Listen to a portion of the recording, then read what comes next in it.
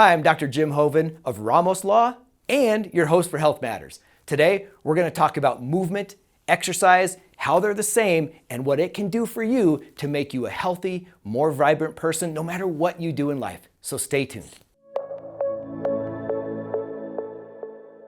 Have you ever heard someone say, I don't know how much exercise I need. I don't know that I really need it. I don't have time for it.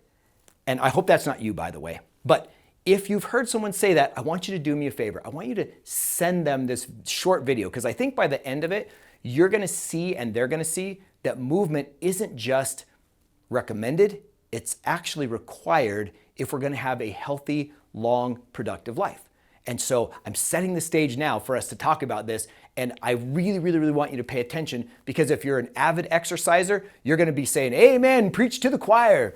If you're not so much of an exerciser, I hope this inspires you to figure out what you can do to get some kind of movement basically every single day.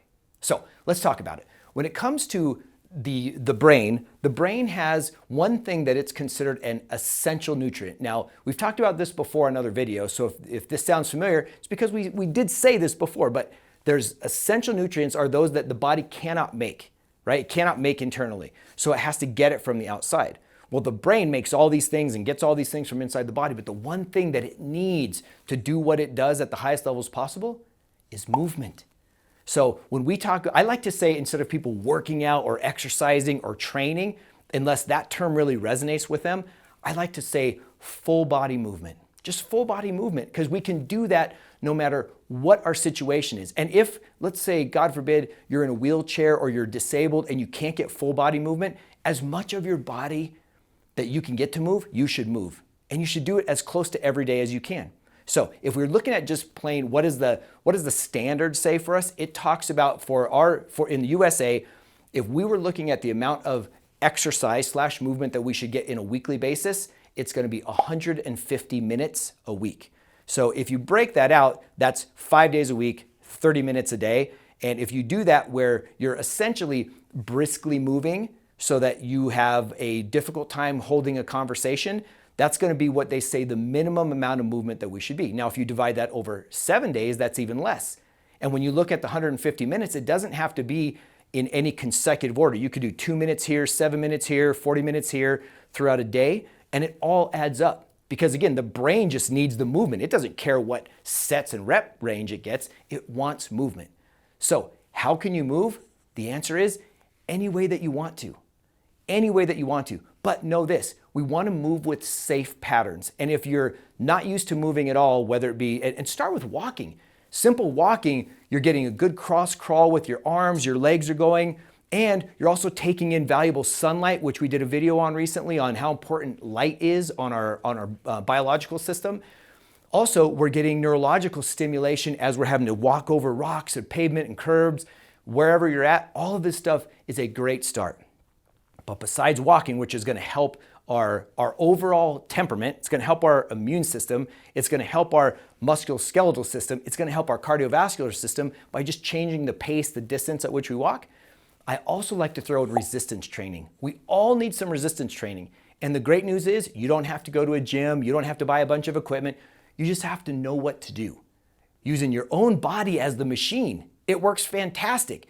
You could do every body part that you want to do without owning one piece of equipment.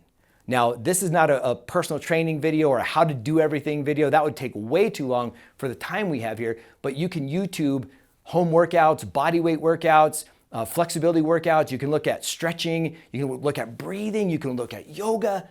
So the opportunities for you are endless, but the benefits are also endless. The more things that you can do to add into your life on a daily, small but consistent incremental basis that you can do to bring in on the regular, the more benefits that you're going to see. And you're not just going to see them short term. You're going to see them long term. The people that you see functioning the best in their 70s, 80s, and even 90s, they take walks. They are not only walkers, but they're moving in different ways. They're reaching and they're lifting and they're bending. They're doing all the things that we do in life, and they're doing it with purpose. So ask yourself this question. What can I do today that will get me moving, that will get my joints working, my upper joints, so my arms, I have to reach for something, I have to grab something, I have to carry something. My legs, I have to bend I have to squat, I have to walk, I have to carry, anything like that. And then what can I do to push or pull? Anything that you can do to push or pull is going to work that entire system. But again, the key with all of this, start slow. And I like something called the perceived exertion level, so the PEL. If you're getting your PEL up to 7 out of 10, 10 means you're all out and you can't go another second. That's how hard 10 is. You just can't go any harder. And 0 is you're not doing any activity. If you can keep your perceived exertion level at 7 or below, you're going to be doing enough to get work done. Now, if we're talking about body fat and other things, that's when we have to get more specific in the perceived exertion level. But for general overall health and wellness, please just figure out something that you like to do and then figure out how to do it well, meaning that the movement patterns are solid. Because you don't want to create an injury because you're moving incorrectly, right? Just imagine if you were a dancer and you were dancing with all of your limbs in the wrong positions.